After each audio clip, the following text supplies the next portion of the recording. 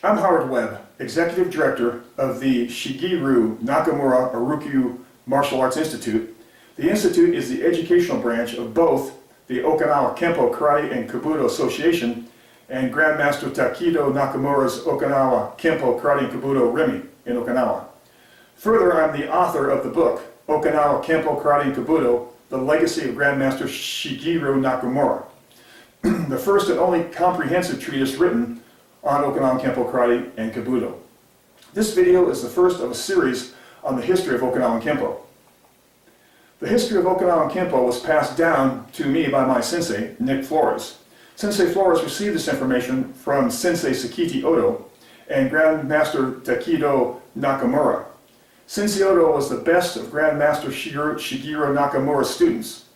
Because of his knowledge and skill, Sensei Odo was selected by Grandmaster Nakamura to be the chief instructor of the system upon his death. Sensei Flores was selected by Sensei Sakiti Odo to be his representative outside of Okinawa. Consequently, Sensei Flores is the only American to be taught the complete Okinawa Kenpo Karate and Kobudo system. Before I delve into the history, I want to explain what Okinawa Kenpo Karate is so you can better understand its roots. Nakamura Okinawa Kenpo Karate and Kobudo is an ancient, combat-proven martial art that was created to disable or kill an opponent quickly and efficiently. It is not, nor was ever meant to be, a competitive sport. Now that you have a distilled understanding of Okinawa Kenpo, I will get to its history. Okinawa Kenpo is the oldest existing form of Okinawa Karate. It immigrated from China to Okinawa in the 7th century, known then as Kenpo, K-E-M-P-O. It was passed down from father to son until 1472. In 1472, Nahabushi Sakayama started to teach students who were not Okinawan royalty. At that time, he created a scroll to document the consecutive Grand Masters of his family's martial art. The scroll exists today in possession of the Nakamura family in Okinawa. It is unrolled once in a lifetime at the death of the Grand Master, and his successor's name is added to the scroll. The Sakayama scroll is one of a few Okinawan artifacts to survive World War II. In preparation for war, the Japanese government collected all known Okinawan artifacts and stored them in Shuri Castle for safekeeping. The castle was destroyed along with the artifacts during the U.S. invasion of Okinawa. Grandmaster Shigeru Nakamura did not trust the Japanese to keep his scroll safe, so he hid it in a cave in northern Okinawa. Only 2 copies of the scroll exist outside of the Nakamura family. Sensei Odo had his daughter make a copy for Sensei Flores for his dedication to Okinawan Kenpo. Only Odo's family members were allowed to view the Sakayama scroll. Sensei Flores had an expert in the Chinese and Okinawan languages translate the scroll. The first half of the scroll is written in an ancient Chinese dialect that is no longer used. This validated the scroll's legitimacy. Sensei Flores honored me with a copy of the Sakayama scroll with strict orders that it was not to be reproduced. A list of the Grand Masters and their dates of tenure can be observed on the history page of our website, www.nakamurainstitute.net.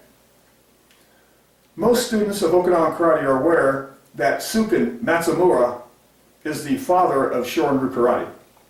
However, what most are unaware of is that while Matsumura was establishing his reputation in Shuri Village, a contemporary was establishing a reputation that has an equal in Wakuda Village in Naha.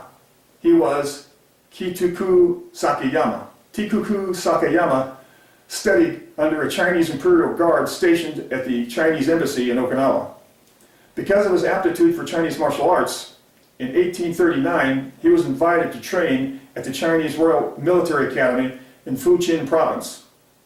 Sakayama trained for over 5 years at the military academy under La Lun Kun, the chief martial arts instructor at the academy. When he returned from China, he settled in Tamari Village and taught Chinese Kenpo. Because of his skill, he was awarded the title Tamari Bushi Sakayama. Bushi, of course, means warrior. He was revered for his punching power. It is said that when he punched the ground, his fists sunk up to his wrist. Sakayama's Chinese Kenpo became known throughout Okinawa as Tamarite. During this time, Sakayama synthesized the following Okinawan kata into his Chinese Kenpo system: Nahachi, Shodan, Nidan, Sandan, Seisan, Niseish. Pronounced ni, it's spelled ni-si-shi, but actually the Okinawans pronounce it as Niseis. Pasai, Kusanku, and Buki, which was older Okinawan or ancient Okinawan for contemporary weapons. Bushi Sakayama would later accept Shinkichi Kuniyoshi as a student. Kuniyoshi was born in Kumoji village, now part of Naha City, and later moved to Tamari village. Kuniyoshi studied Chinese Kenpo under Sakayama for many years, and was appointed head of the system at Sakayama's death. Kuniyoshi achieved great skill under Sakayama's instruction. Consequently, he was referred to by his admirers as Tamari Bushi Kuniyoshi. So powerful was his punching power that, his contemporaries bestowed upon him the title Iron Fist Warrior. In his later years, Kuniyoshi would move from Tamari village to Yanbaru village in northern Okinawa. It is there that he would accept Shigeo Nakamura as a student. Shigeo Nakamura was born on January 20th, 1894, into a wealthy family who owned an import and export business in Nago City. At an early age, Shiro received karate training from Kentsu Yabu, Choki Mutobo, and his uncles Tichi Nakamura and Kochi Nakamura, who were contemporaries of Anko Utasu, Matsumura's most famous student. Because Shiro's father valued education, he was sent to the Ichu First National Okinawa Junior High School. At the junior high school, he studied karate in the school's martial arts program under Chomo Hanashiru, and Anko Itasu and Kentsu Yabu taught at the school once a week. After graduating from junior high school, he attended the Prefecture's Teachers Training College and received additional training from Itasu. After graduating from college, Shiro returned home to Nago City and learned that the great Tamari Bushi Kuniyoshi had taken up residence nearby. Shiro believed that he had become an accomplished martial artist through the training he received from Utasu and the other Shuri-T senior instructors. As a result, a young and foolish Shiro challenged the great Bushi Kuniyoshi to a duel. Kuniyoshi accepted his challenge and knocked out Shiro with a single punch. A humble Shigeru asked Kuniyoshi to accept him as a student, and Kuniyoshi granted his request. Shiro studied Tamari Chinese Kenpo for over 10 years and inherited the Sakayama Kuniyoshi Tamari system on Kuniyoshi's death at the age of 75. In 1925, Shigeo Nakamura became the Grand Master of his family's martial art with the death of Toyi Shiha. After assuming the role of Grand Master, Shigeo Nakamura synthesized Kuniyoshi's Tamarite into his family's martial art. The seamless blending of Tamarite Chinese Kenpo and his family's art was a natural evolution due to their Chinese martial arts foundations and technical similarities. Also at the time, Grandmaster Nakamura adopted Utasu's 5 school Pinan kata after altering them to be Tamari-Tie compatible. For over 400 years, the Okinawan warrior class had a tradition of martial arts dueling to the death. However, in the early 1920s, the Japanese government banned mortal dueling between karate combatants. This ban greatly disturbed Grandmaster Nakamura. He publicly expressed his opposition to the ban, stating, "Fighting is the application of kata. No full contact fighting, no karate." He believed that if there was no physical jeopardy during combat between fighters, karate would lose its intended purpose, to cripple and kill an opponent quickly.